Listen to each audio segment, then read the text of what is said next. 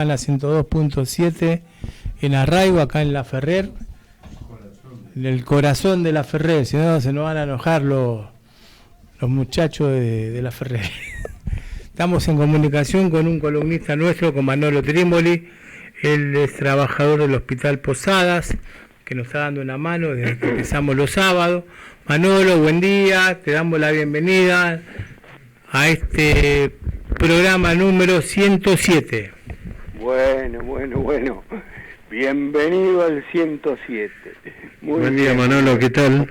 ¿Cómo están? ¿Cómo están todos allí? Acá estamos, pasados por agua y queremos saber alguna novedad. Pasados por agua, bien. Un abrazo fraternal a todos, muy fuerte. Igualmente. Muy fuerte abrazo. Vamos por esas más de un centenar ya allí, firme. Bueno, vamos al grano entonces. Bueno, la historia del movimiento obrero argentino es muy rica y sin duda la CGT de los argentinos es parte de esa historia y es parte de ella. La verdad que nos ayudarán sus principales ideas para discutir, debatir, siempre lo decimos, ¿no? Son armas con funcionarios, investigadores, militantes sociales, pero sobre todo con los trabajadores y trabajadoras. La crisis, el drama del deterioro social, no solo se reconoce en la herencia macrista, sino en la precariedad laboral y sobre todo en el precio de los alimentos que está siendo insoportable en la vida de todos los argentinos. La crisis económica que desató la pandemia llevó la pobreza al 42% y la indigencia al 10,5%. Hoy las condiciones del mercado de trabajo generan la pobreza con aquellos que lo tenemos. O sea, somos pobres con los ingresos de los pobres. Nos dicen que el principal problema con la pobreza es la falta de crecimiento. Esto es un argumento de la patronal. Es cierto que existe tensión entre el modelo distributivo y el productivo, pero el crecimiento requiere ambos componentes: favorecer el ingreso de divisas, la inversión de la pequeña y mediana empresa, la microempresa, orientando el mercado interno, y un sistema distributivo que favorezca que los excedentes que generan los sectores más dinámicos vayan al consumo, sin ninguna duda.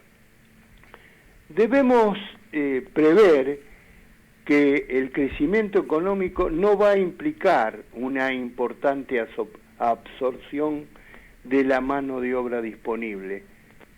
Se refiere a la calidad que tenemos. Aún creciendo a masas elevadas por los patrones de acumulación capitalista actual, todos los trabajadores no podríamos ser asalariados. El nuevo empleo requiere tener una mayor atención del movimiento obrero en su conjunto, o sea, todas las centrales. Eso es un estudio que tenemos que hacer los trabajadores. La pobreza estructural se prolonga con incidencia intergeneracional, o sea, va de una generación a otra. Existe una fuerte relación entre la pobreza y el crecimiento económico. Sin embargo, la pobreza estructural amerita de acciones mucho más profundas para poder erradicarla. Excede a un gobierno, o sea, a través de sus estrategias. Tienen que ser coordinadas e integrales. Erradicar la pobreza no es un acto de caridad, es un acto de justicia social en la economía argentina. Este origen de este pensamiento es de Nelson Mandela. ¿Qué nos dirían, tomando el parámetro que nosotros tenemos para orientarnos con la visión de la CGT de los argentinos? ¿Qué nos diría el gringo tosco, Walls o Germán, que los añoramos mucho? Por ejemplo, de que en Amazon, en la plataforma de Amazon, prevaleció el discurso antisindical. Y podríamos pensar que reflexionarían y nos dirían, como le dijeron en otras oportunidades, que es un tránsito sin duda de clase en sí hacia clase para sí. Sin ninguna duda, a pocos días del cierre de la elección de Amazon, es interesante, está en Bessemer, en Alabama, la mayoría de la planta votó en contra de la sindicalización. Son 6.000. El sindicato dijo que apelaría a las autoridades federales. El presidente norteamericano criticó la conducta antisindical de Amazon. Y la Organización Internacional del Trabajo da como fundamento de un sistema democrático la alta tasa de sindicalización y recomendó especialmente que los estados fomentaran la afiliación sindical de las empresas de plataforma. Esto es un cambio interesante en este sentido. Uno se pregunta, ¿hay un cambio de época? Bueno, no lo sabemos, pero seguramente lo que está discutiendo, se pone en debate, es la subjetividad neoliberal. Está cuestionado el neoliberalismo en sus relaciones laborales y tributarias. Para las grandes corporaciones están hipervaluadas y a pesar de que no pagan impuestos federales ni siquiera en Estados Unidos. Escuchen, el Partido Demócrata en la campaña sindical introdujo en la agenda de los salarios bajos de Amazon, en el marco de una propuesta de aumento general del salario mínimo, que además incorporó el debate por la discriminación racial, dado que la mayoría de los trabajadores de Amazon son afroamericanos, en particular en ese almacén de Bessemer, Alabama, que son, como decíamos, 6.000. En Argentina hay negociación colectiva sin necesidad de que haya sindicato en una planta. No está la discusión de la política del sindicalismo cero que defienden Amazon y Walmart. Recordemos ese hipermercado gigantesco. Acá también lo tenemos. O sea, que esta elección pretende la internacionalización del sindicalismo cero. Sindicalismo cero. Esa es la esencia del capitalismo. En Europa se armaron sindicatos y las empresas no cerraron ni se fueron. La experiencia en Europa es distinta. Bueno, la correlación de fuerzas es distinta. Sobre la promoción de las negociaciones colectivas y la organización sindical en plataformas, en mayor consonancia con los organismos internacionales, también más a tono con los planteos de la Organización Internacional del Trabajo. Los trabajadores europeos van a discutir la agenda de la privacidad y del respeto a los derechos laborales, en el marco de la algoritmización, que son las pautas que ponen los patrones en la gestión de estas empresas, en la producción de servicios y del trabajo. En realidad la esencia de lo que estamos analizando significa que los sindicatos no impiden las inversiones, enfrentan la voracidad de las empresas o de los grupos económicos. La economía argentina, la brasileña, la mexicana, por ejemplo, son interesantes, muy interesantes, son poderosas. Si no, veamos que es el mercado libre. Las innovaciones tecnológicas en un mercado con respecto a las regulaciones implican un aumento de la productividad, mejores salarios, pero también una sociedad mejor.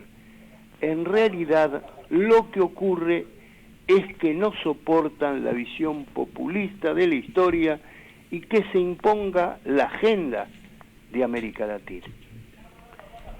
La administración Biden en Estados Unidos, a través de una serie de economistas, entre ellos Jobs y Stiglitz, buscan financiar un amplio programa de obras públicas a través del impuesto mínimo global. Este es el impuesto a las grandes fortunas que implementamos acá en Argentina.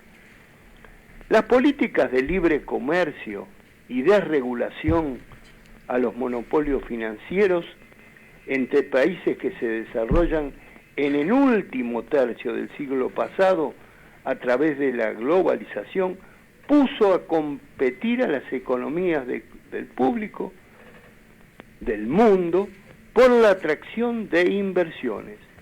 Esto significa que hubo un cambio en la división internacional del trabajo que derivó en el deterioro de Estados Unidos y de Europa y la emergencia de un mundo multipolar que el otro día señalábamos que entre otros aparecen otros actores, por ejemplo China y otros, por ejemplo. Rematando, la idea es que las multinacionales paguen un